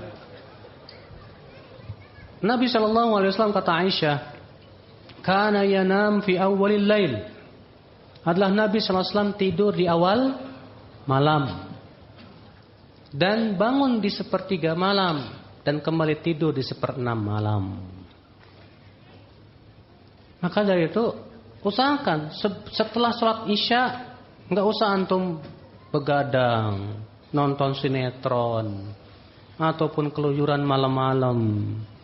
Jangan, Pak, langsung aja bobo jam 9 dah teng bobo, nggak ada istilah ya ngobrol lagi kecuali untuk kebaikan, nggak masalah. Ya, insyaallah kalau antum tidur di awal malam, insyaallah antum bisa bangun untuk sholat tahajud, insyaallah. Tapi kalau antum begadang sampai jam 12, nggak bisa antum sholat tahajud. Ya, kecuali kalau begadangnya kayak ulama dahulu, begadang untuk ilmu. Ya. Kalau antum begadang untuk ilmu silahkan. Abu Hurairah begadang untuk ilmu. Para ulama terdahulu begadang untuk ilmu. Kalau itu masya Allah nggak masalah. Ya. Kemudian usahakan kita tidur di atas kesucian. Nabi bersabda, siapa yang nama ala taharah, ba'atsallahu ilaihi malakan yanamu ma'ahu fi ditharihi. Siapa yang tidur di atas kesucian, Allah akan kirimkan malaikat untuk tidur bersamanya di selimutnya. Tidaklah ia bangun di waktu malam kecuali malaikat berdoa, ya Allah rahmati dia, ya Allah maafkan dia, karena ia tidur di atas kesucian. Masya Allah. Yang ketiga, jangan lupa doa-doa dan dzikir sebelum tidur. Dan yang paling penting, niat. Sebab kalau antum niatnya kuat untuk sholat tahajud, tidak perlu jam beker bangun. Tapi kalau antum tidak ada niat sholat tahajud, jam beker segede apa nggak bangun, Pak. Wallahi, saya punya teman, dia beli jam beker besar banget, Pak. Saya waktu kuliah itu di Madinah. Ya. Jam beker itu disimpan di telinganya. Saya bukan cerita bohong ya, benar ini. Kemudian jam 2 bunyi, tring, semua kamar bangun, Pak. Iya, dia nggak bangun, aneh. Sampai saya kesal, woi. Ajib. Kenapa bisa seperti itu? Saya yakin, Pak, tidak ada niat ya untuk bangun. Sebab kalau niatnya kuat, saya nanti malam mau tahajud, insya Allah bangunkan. Walaupun gak ada jam maker, biasanya begitu. Tapi Ustadz, saya sudah niat, tapi kebablasan. Alhamdulillah, antum tetap diberikan pahala sholat tahajud. Karena Rasulullah bersabda demikian. Man arada an yanam wa nawa an yakuma bil lail fa ghalabathu aynah, kata Rasulullah, kataballahu lahu ma nawa wa kana naumuhu lahu sadaqah. Siapa yang mau tidur dan dia berniat kuat untuk salat tahajud, ternyata kalah oleh matanya, ketiduran sampai subuh, kata Rasulullah, tetap Allah akan tuliskan niat salat tahajudnya itu, dan tidurnya pun menjadi sedekah dari Allah untuk dia. Masya Allah. Niat. Makanya yang penting niat tuh, Pak. Harus ada niat kuat. Antum ketika berbaring, antum sudah niat kuat. Pokoknya saya mau tahajud jam 3 insya Allah.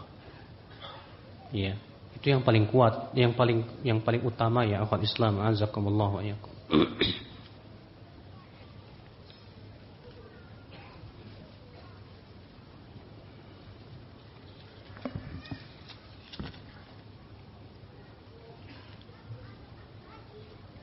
Semua Nabi dan Rasul adalah menyeru umatnya untuk menyembah Allah. Tapi di suatu ayat Al-Quran disebutkan bahwa ketika Nabi Ibrahim melihat bintang, lalu Nabi Ibrahim menyangka bahwa inilah Tuhanku. Ketika bintang tenggelam, Nabi Ibrahim berkata, aku tidak suka yang tenggelam. Lalu Nabi Ibrahim melihat bulan, Nabi Ibrahim menyangka bahwa inilah Tuhanku. Itu bagaimana ya Ustaz? Nah, makanya baca kitab tafsir. Kenapa Nabi Ibrahim lakukan itu? Bukan berarti Nabi Ibrahim sedang mencari Tuhan. Salah besar. Orang yang mengatakan bahwa Nabi Ibrahim sedang mencari Tuhan, salah. Kata Ibnu Katsir apa? Dalam rangka berhujah kepada kaumnya. Dalam rangka apa? Menegakkan hujah kepada kaumnya. Seakan-akan Nabi Ibrahim berkata, ini barangkali Tuhanku. Pas Tuhannya apa? Bintang hilang? Masa Tuhan hilang? Gak layak Tuhan hilang. Ketika melihat bulan, ini barangkali Tuhanku, di hadapan kaumnya, supaya mereka mau berapa? Berpikir. Ini cara Nabi Ibrahim mengajak dialog kaumnya dan mengajak pikiran mereka ya akhwat Islam. Azakumullah wa iyyakum. Jadi bukan sama sekali Nabi Ibrahim sedang mencari Tuhan. Enggak. Ya, jadi pahami itu.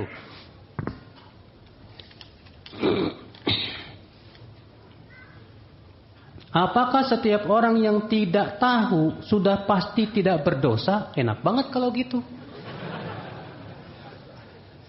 Iya. Saya jadi ingat tahun 2005 itu ada kakek-kakek datang ke saya. Orang sudah sekitar 50 tahunan lah. Apa kata dia? Ustadz, saya memilih untuk tidak menuntut ilmu. Loh, kenapa Pak? Sekarang saya mau tanya sama Ustadz. Kalau saya tahu itu maksiat, kemudian saya lakukan, dosa enggak? Dosa. Kalau saya tidak tahu, dosa enggak? Enggak dosa kan? Mendingan saya enggak menuntut ilmu. Iya. Kita katakan ya akhi, orang yang tidak tahu itu ada dua keadaan. Ada yang sengaja enggak mau tahu. Dan ada yang ada keinginan untuk menuntut ilmu. Orang yang sengaja nggak mau tahu, nggak mau nuntut ilmu, nggak mau peduli sudah, nggak taunya dia nggak dimaafin sama Allah Subhanahu Wa Taala. Apalagi kalau fasilitas ilmu sudah sangat dimudahkan oleh Allah Subhanahu Wa Taala, nggak ada udzur. Makanya Allah berfirman, "Kullama ulqiya fiha faujun sa'alahum khazanatuha, alam ya'tikum nadhir?" Qalu bala qad ja'ana nadhir. Setiap kali penduduk api neraka dilemparkan ke dalam api neraka, maka penjaga api neraka itu dari kalangan malaikat berkata, bukankah sudah datang kepada kamu pemberi peringatan? Kata mereka, benar, sudah datang kepada kami pemberi peringatan. Ya salah siapa? Sudah datang. Kenapa kamu tidak mengimaninya? Allah berfirman, "Faman a'rada 'an dzikri fa inna lahu ma'isyatan dhanka."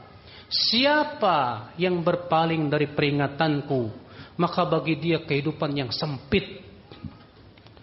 Wa nahsyuruhu yaumal qiyamati a'ma. Dan kami akan kumpulkan ia pada hari kiamat dalam keadaan buta. Qala rabbi lima hasyartani a'ma wa qad kuntu basira. Ia berkata, "Wa ya Rabb, kenapa engkau kumpulkan aku dalam keadaan aku buta ya Allah? Sementara engkau telah aku jadikan engkau, sementara aku di dunia dalam keadaan aku melek, bisa lihat. Tapi kenapa di hari ini aku buta ya Allah?" Apa kata Allah? Dengarkan jawaban Allah. Kadzalika ka'atatka ayatuna fanasitaha wa kadzalikal yauma tunsa. Demikianlah. Dahulu di dunia telah datang kepada kamu ayat-ayat kami, tapi kamu meninggalkannya. Dan hari ini kamu akan ditinggalkan juga. Seakan Allah mengatakan, sudah datang kan kepada kamu ayat-ayat kami? Sudah datang kan kepada kamu Rasul? Kenapa kamu tinggalkan? Inilah ya akal Islam, nasib orang-orang yang gak mau tahu dan dia sengaja gak mau tahu. Maka orang seperti ini tidak akan dimaafkan oleh Allah Subhanahu wa ta'ala. Ya, yang dimaafkan siapa? Pertama, orang yang sudah berusaha nuntut ilmu, tapi kan kata keterbatasan ilmu pasti ada perkara-perkara yang dia tidak tahu. Antum misalnya Masya Allah udah nuntut ilmu, tapi kan gak semua hukum antum kuasai, ya gak? Gak semua permasalahan antum tahu, ya kan?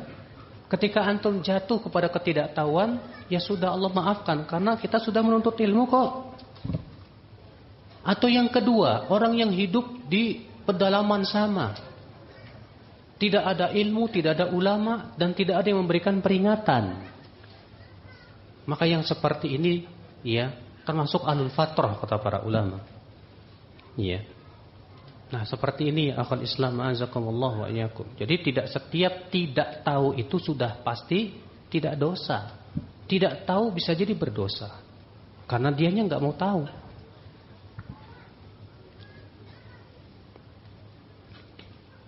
Bukankah seorang masuk surga bukan karena amal, Ustaz, melainkan karena rahmat Allah? Akhi, Allah mengatakan masuklah ke surga disebabkan amalmu. Tapi Rasulullah yang mengatakan kalian tidak masuk surga dengan amalmu. Saya mau tanya, orang yang diberikan oleh Allah kekuatan untuk beramal, bukankah itu artinya Allah sudah memberikan rahmat? Ya tidak? Ya. Betul. Seseorang itu masuk surga dengan rahmat Allah 100% betul. Dan di antara rahmat Allah kepada hambanya supaya masuk surga, ditunjukinya kepada ilmu dan amal. Makanya orang yang dirahmati oleh Allah pasti menuntut ilmu dan beramal. Itu tanda dia dirahmati oleh Allah Subhanahu wa ta'ala. Jadi tidak bertabrakan kan? Ya Allah. Kalau bukan karena rahmat Allah kita nggak bisa sholat, Mas. Kalau bukan karena rahmat Allah kita nggak bakalan melangkahkan kaki kita ke majelis ilmu, Mas. Kalau bukan karena rahmat Allah kita masih terus dalam kubang kemaksiatan, Pak. Tapi rahmat Allah lah yang menyebabkan kita mau bertaubat kepada Allah, mau kembali kepada Allah, mau melangkahkan kaki kita ke majelis taklim, semua dengan rahmat Allah. Ya. Nah itulah akhi azakumullah, bahwa kita masuk surga dengan rahmat dan kasih sayangnya. Ustaz, kalau mengingat Allah dengan menyanyikan Asmaul Husna gimana ya? Pak, Rasulullah sendiri sudah mengabarkan kepada kita. Beliau bersabda, Ma adina li nabiyhi atau li abdi yataghanna bil Quran. Tidak pernah Allah mengizinkan sesuatu kepada hambanya untuk melakukan Al-Quran. Artinya, kata para ulama, yang boleh dinyanyikan itu hanya Al-Quran. Adapun doa, zikir, tidak disyariatkan untuk dinyanyikan. Makanya kita nggak pernah mendengar Rasulullah menyanyikan Asmaul Husna. Kita nggak pernah dengar Rasulullah menyanyikan zikir. Antum zikirnya kayak dangdutan, subhanallah, alhamdulillah. Ente lagi zikir apa lagi nyanyi? Zikir dong, ajib. Seperti itu kah zikir Rasulullah? Tidak. Zikir itu yang diinginkan apa Pak? Penuh tadarru, penuh khusyuk, dan menimbulkan rasa takut kepada Allah. Sekarang kalau antum zikirnya sambil begitu, bagaimana akan menimbulkan rasa khusyuk dan takut kepada Allah Subhanahu wa taala? Makanya yang diizinkan hanya membaca Quran saja. Adapun doa tidak diizinkan untuk dinyanyikan. Asmaul Husna juga tidak pernah kita mendengar Rasulullah menyanyikan, Pak. Kecuali kalau memang ada maslahat yang lebih besar, seperti misalnya anak-anak kecil sengaja suruh dia ngapalin matan-matan dengan sedikit ada rojaz. Itu diizinkan oleh para ulama. Iya. Kalau untuk seperti itu. Itu pun tidak boleh berlebihan kata para ulama. Iya. Kalau senandung memang hukum nyanyi terjadi ikhtilaf para ulama. Dalam artian apakah nyanyian itu bernyanyi atau namanya bersenandung itu boleh atau tidak. Ya, mazhab yang paling ringan dalam hal ini mazhab Syafi'i. Beliau mengatakan gina atau syair boleh, bersyair boleh dengan syarat. Syarat yang pertama, syairnya kosong dari maksiat. Syarat yang kedua, tidak boleh terlalu sering, tidak boleh sering-sering. Karena adanya hadis Nabi SAW sabda, la'an yumla'a, ya, batnu ahadikum qayhan wa sadidan, lebih baik perut seseorang itu dipenuhi oleh nanah dan darah daripada dipenuhi oleh syair. Ya. Maka dari itulah ya akhwat Islam azakumullah, Islam menyuruh kita fokus kepada Al-Quran, kepada zikir, kepada ilmu. Ketika seorang pemuda lebih asyik dengan nasyid, saya yakin dia tidak akan rasa cinta kepada Al-Qurannya berkurang. Makanya kata Ibnu Qayyim, dua cinta yang tidak akan bertemu dalam hati seorang hamba, cinta Al-Quran dan cinta nyanyian, gak bakalan ketemu kata beliau. Orang yang cinta nyanyian gak bakalan cinta Al-Quran, dan orang yang cinta Al-Quran gak bakalan cinta nyanyian. Iya, bahkan ya Ibnu Qayyim menamai nyanyian itu ruqyatuz zina. Nyanyian itu ruqyah zina. Iya. Imam Malik mengatakan nyanyian itu mumbitun nifaq, menumbuhkan kemunafikan. Ya, ucapan ulama tentang hukum nyanyian itu pedas-pedas ternyata, Pak. Bahkan Ibnu Mas'ud ketika menafsirkan firman Allah, wa minan nas may yashtari lahwal hadis liyudilla an sabilillah. Di antara manusia ada yang membeli lahwul hadis, ucapan-ucapan tak berguna untuk menghalang-halangi manusia dari jalan Allah. Apa kata Ibnu Abbas? Demi Allah, itu maksudnya nyanyian. Demi Allah, itu maksudnya nyanyian. Sampai beliau bersumpah 3 kali. Ibnu Mas'ud mengatakan bahwa itu nyanyian. Maka dari itulah ya akhi, antum para pemuda, jangan sama sekali hati antum dipenuhi dengan nyanyian. Jangan. Penuhi dengan Al-Quran, penuhi dengan zikir kepada Allah, penuhi dengan ilmu Allah subhanahu wa ta'ala. Ya, penuhi ikhwatul Islam. Jam berapa sih sekarang? Ya asar jam berapa? Masih ada waktu ya? Boleh nggak sih kita mengingat Allah ketika berada di kamar mandi dengan hati? Sebagian ulama mengatakan boleh, dan itu mazhabnya Imam Bukhari berdasarkan hadis Aisyah, karena Rasulullah SAW yadhkurullaha ala kulli ahyani. Adalah Rasulullah SAW berzikir kepada Allah di setiap keadaan. Ya. Namun jumhur ulama mengatakan apabila kita sedang buang air kecil atau buang air besar, tak boleh kita zikir. Masa antum lagi ngeden ucapin subhanallah, alhamdulillah, nggak boleh mas. Ya. Nggak adab sama Allah subhanahu wa ta'ala.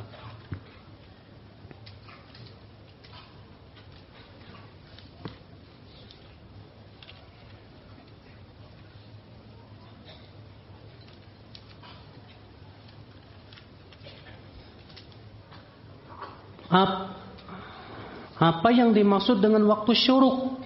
Syuruk itu dari kata syaraqa, ya, yang artinya anara, sudah bersinar terang. Jadi disebut syuruk itu ketika matahari sudah terang, bersinar. Bukan di saat matahari terbit. Ketika matahari terbit itu namanya tulu, bukan syuruk. Makanya salah besar kalau ada orang, saya mau sholat syuruk pas matahari terbit, matahari belum nongol. Bukan sholat syuruk. Syuruk itu matahari sudah terang, kelihatan. Makanya pendapat yang paling kuat kata Ibnu Qayyim, kata Syekh Utsaimin, yang dimaksud dengan sholat syuruk itu sholat duha. Iya. Dan itu terdapat dalam riwayat Imam Ahmad juga dengan lafaz sholat duha.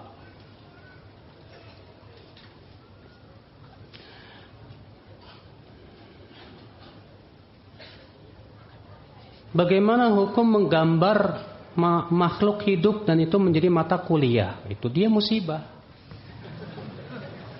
Karena Nabi mengatakan asyaddun nasi adzaban yaumal qiyamah, sekeras-kerasnya siksa pada hari kiamat siapa? Al-musawwirin, orang-orang yang suka gambar makhluk bernyawa.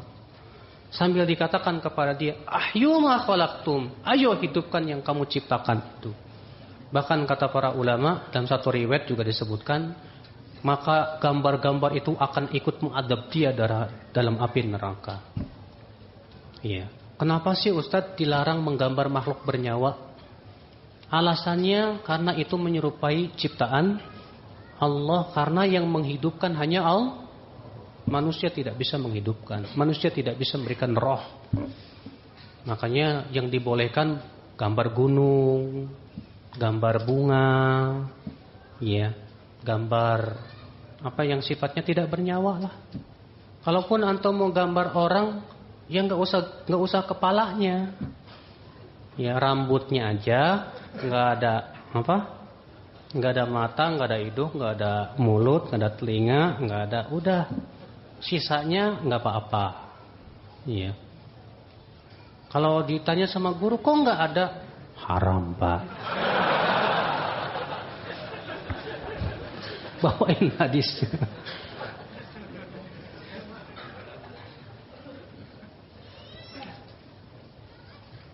Bagaimana cara memberitahu mertua supaya mau baca Quran selain Yasin? Bilangin ke dia, ya, mertuaku sayang, Al-Quran tuh 30 juz loh. Iya. Rasulullah SAW menganjurkan para sahabatnya mengkhatam Quran setiap bulan sekali, dari Al-Fatihah sampai An-Nas. Dan Rasulullah mengatakan bahwa ya, Al-Baqarah, Ali Imran itu surat yang luar biasa. Kata Rasulullah, ya, ta'allamu surat Al-Baqarah, pelajarilah surat Al-Baqarah, fa inna akhdaha barakah wa tarkaha hasrah wa la yastati'uha al-batalah. Pelajari surat Al-Baqarah, karena mengambil surat Al-Baqarah itu berkah dalam kehidupan, meninggalkannya penyesalan, dan para penyihir tak akan mampu terhadap surat Al-Baqarah. Bacain tuh motivasi. Jadi Al-Quran itu 30 juz, bukan cuma Yasin doang loh. Iya, ada Al-Baqarah, An-Nisa. Ya, coba deh jangan cuma Yasinan, sekali-kali Al-Baqarahan, Ali Imranan. Ya. Kalau bisa baca Al-Quran dari awal sampai akhir, karena itu yang dianjurkan oleh Nabi Shallallahu Alaihi Wasallam. Tiap hari baca 1 juz. Masya Allah, ikhwata Islam, azakumullah wa iyyakum. Ya. Baik, saya kira cukup sampai di sini karena persiapan menuju sholat asar. Mohon maaf bila ada kata-kata yang tak berkenan di hati. Subhanakallah bihamdik, asyhadu an la ilaha illa anta, astaghfiruka wa atubu ilaik. Assalamualaikum warahmatullahi wabarakatuh.